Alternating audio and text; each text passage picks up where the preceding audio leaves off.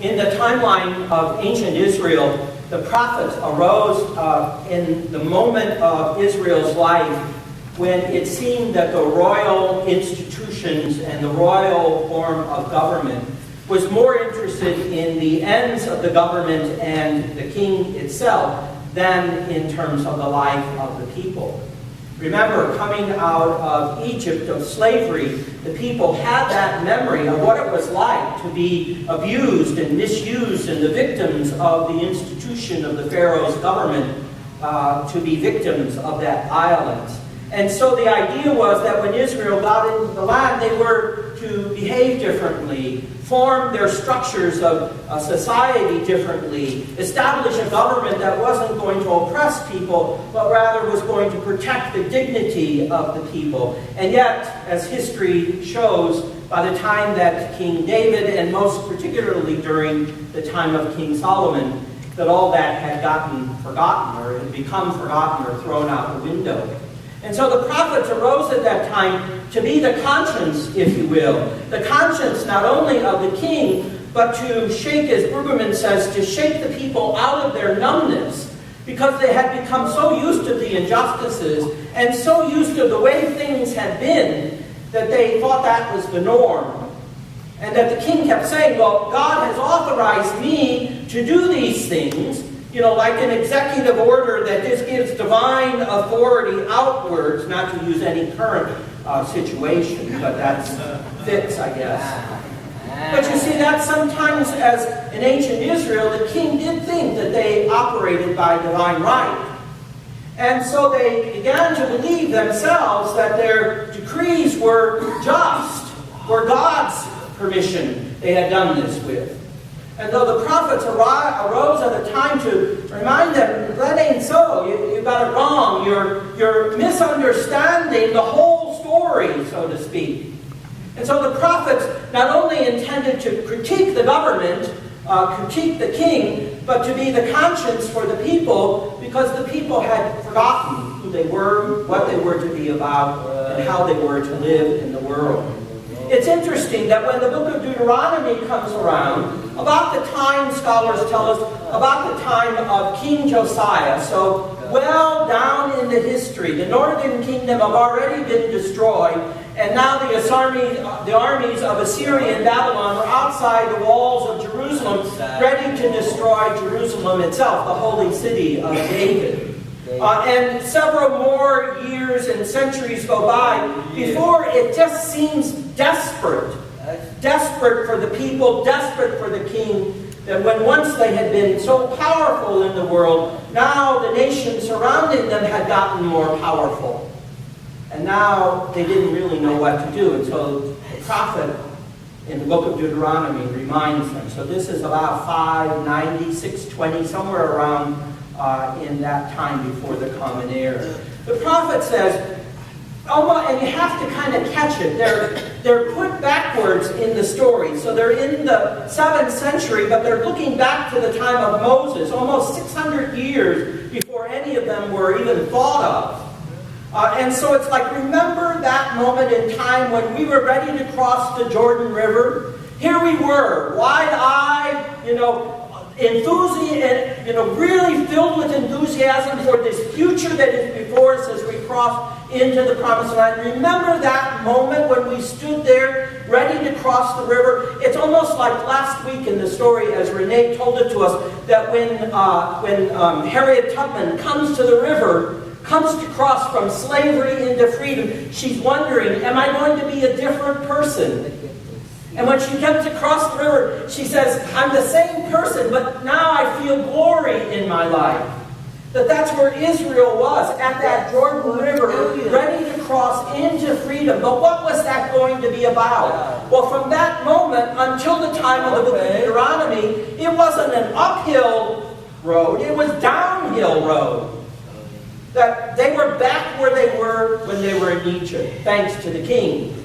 And thanks to the king's fear and anxiety about the world around him. So he had to build armies. He had to build supply cities. He had to conscript the people into a draft to be able to support the riches and the wealth of the land. He had to do all of these things, all in the process of taking people's freedom away and distracting the people from who they were supposed to be in the eyes of God.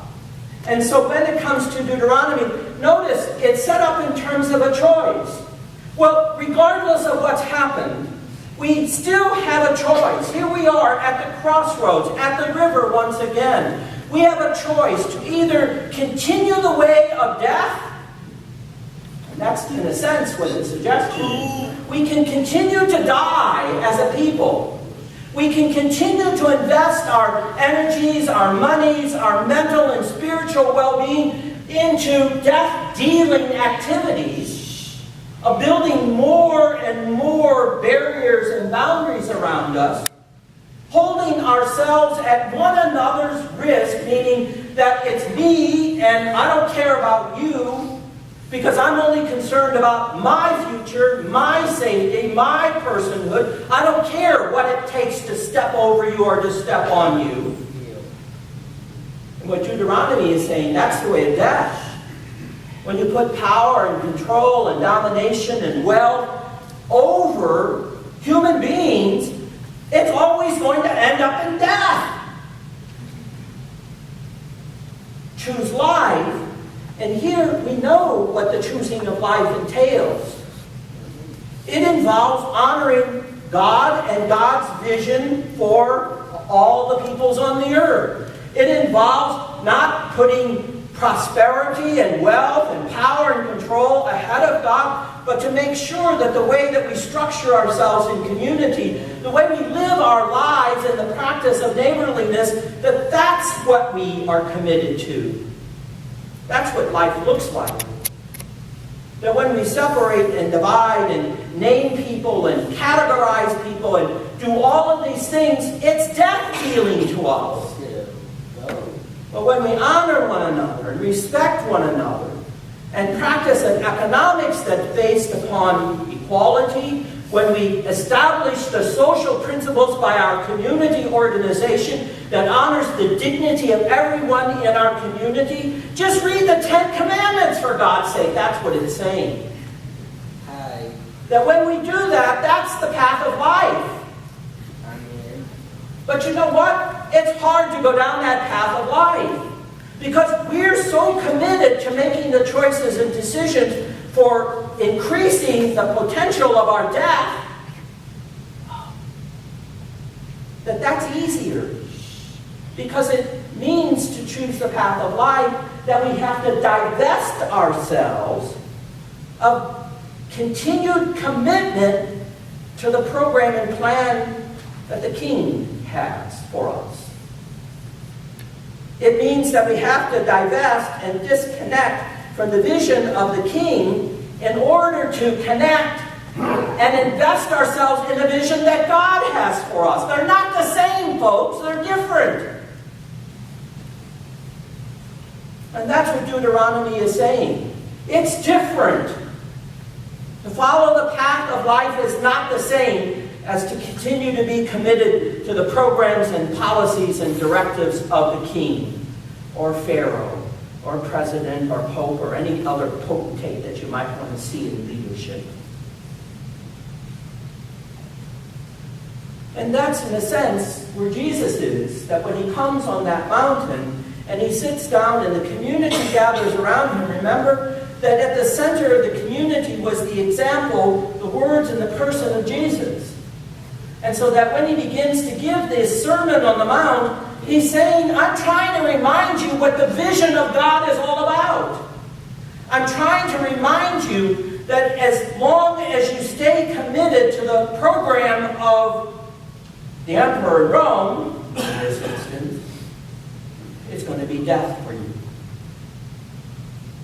That's why if you notice in the text today, the text says, you have heard it said, but what I say to you is. So that the you have heard it said is all of that vision that the emperor, that the pope, that whoever it is, the president, the king, whoever it is, the pharaoh, it's you have heard it said. They keep telling us a lot. And we keep buying it and buying into it. Because you see what the program of the emperor was. And by the way, even in Jesus' time, the religious leaders had become so convinced that the rules and the laws and the regulations were ends in themselves to be served literally, fundamentally, exactly in blind obedience, because that's how they thought God wanted them to be and how they could be holy. But Jesus says, no.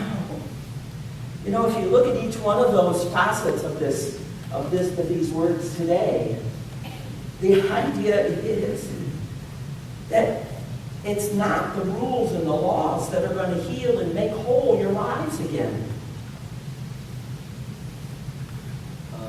It's rather honoring each person as you encounter them. Honoring them, but doing more than honoring them, getting to know who they are. Getting to understand where they come from. Getting to know what their trials and tribulations and struggles are. Getting to see that in that journey that we are on as individuals and community, that we all have been there. We all are there. We all are in the same boat, if you will, on the same planet. So that when we make that effort to know the other,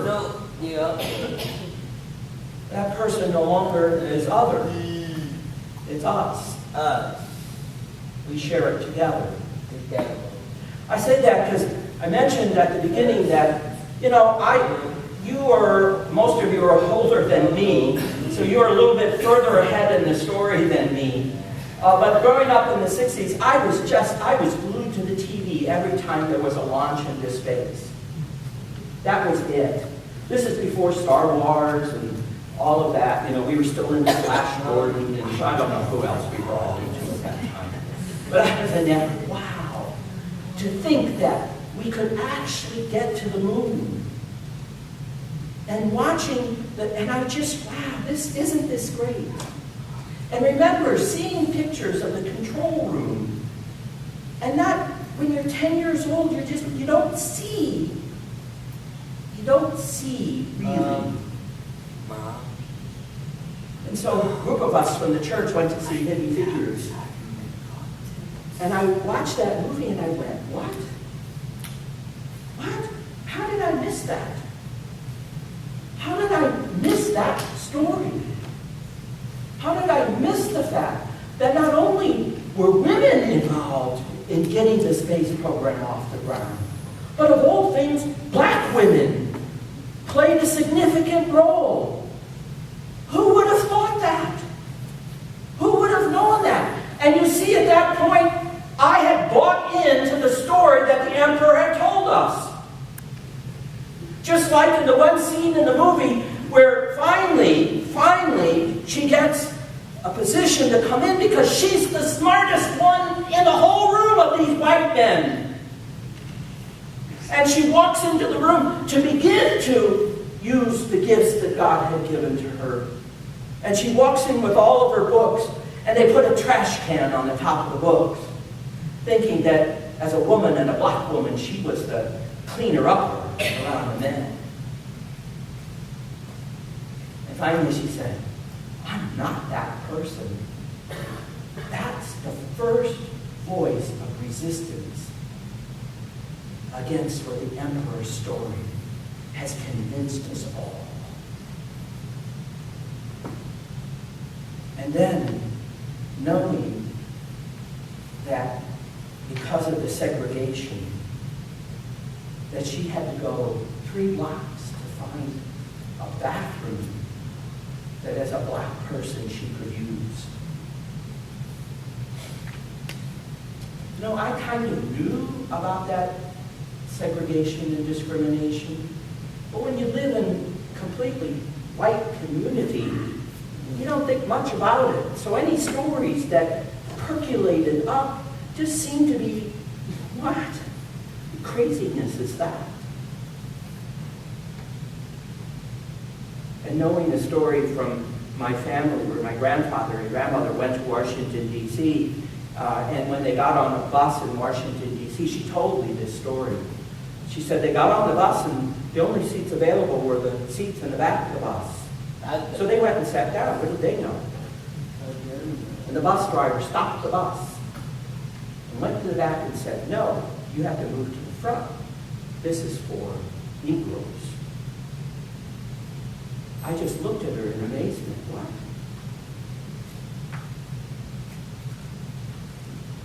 You see, we become so numb at times, and we have emperors and pharaohs that are so convincing to us that we buy into the story that they hand us, and we become as complicit in the discrimination and prejudice as anyone. We're complicit. We are. We white people are complicit in the segregation and discrimination. And while we may think that it's over with, we know it's not, right? And so I keep thinking, these women, and so many more women that I know, they not only had to struggle as women against the discrimination, but these women, these black women, had to struggle against racial discrimination. 2 strikes against them.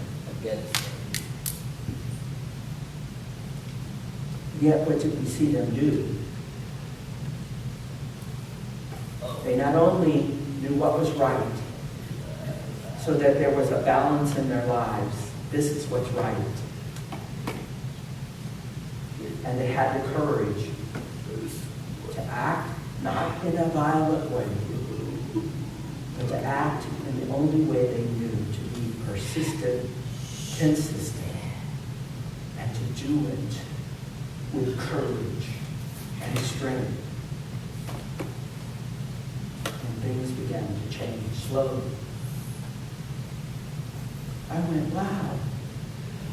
Would my life have been different if I would have known that story 40 years ago, 50 years ago? Would any of our lives have been different? Instead of buying the story of the emperor that prejudice and segregation is the norm, if we would have known at that point that it wasn't, and that we would have worked faster, harder to end it. The last line from the scripture today, Jesus says, make your yes, yes, and your no, no.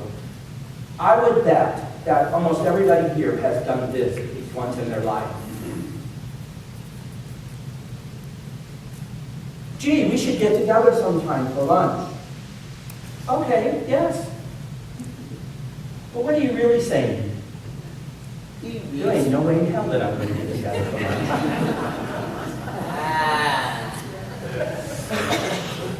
Right? There's that commercial on, I should have watched it a little bit more, where it says, you know, if we were all a little more honest about how we respond to people, right? You know that commercial? You know, I don't really, you know, we had a night, but I don't really intend on ever calling you after this date. You know, if we were a little more honest in our communication, then think of, you know, it seems kind of brutal in that commercial, but, you know, but that's what Jesus is saying. If you're going to continue to be attached to the narrative and the story that the emperor gives, that prejudice and discrimination and acts of violence in response to violence, if you're going to continue to believe in that, then believe it and say yes to it. That's all. But what I say to you, Jesus says, if you're going to believe in God's vision, if you're going to believe that God is about compassion and mercy and forgiveness, then for God's sake, make your yes to that a yes. That's why I've said, I know numerous times, that's why if we're truly committed to being in the image and likeness of God, that is about slow to anger, rich in mercy, abounding in kindness, steadfast in love, if that's the God that we believe in, then those qualities of God have to be in us. And that's why inside of us as Christians, there cannot be any hate or prejudice or violence against anyone, be they Syrian refugees or Mexican immigrants. There cannot be in us as Christians any hate or prejudice, because even just a little dab of hate or prejudice takes away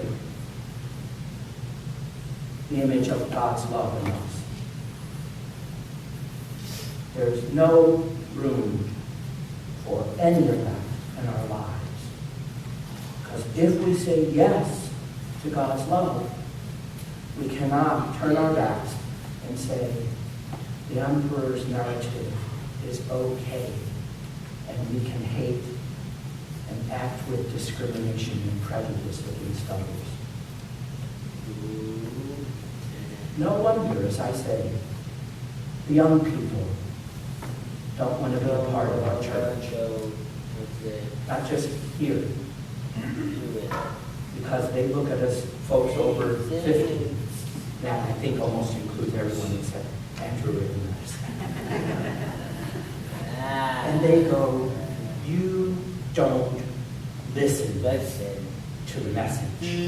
Yeah. You don't follow it in your life. If you say yes to God's love, then you have to practice it 100%.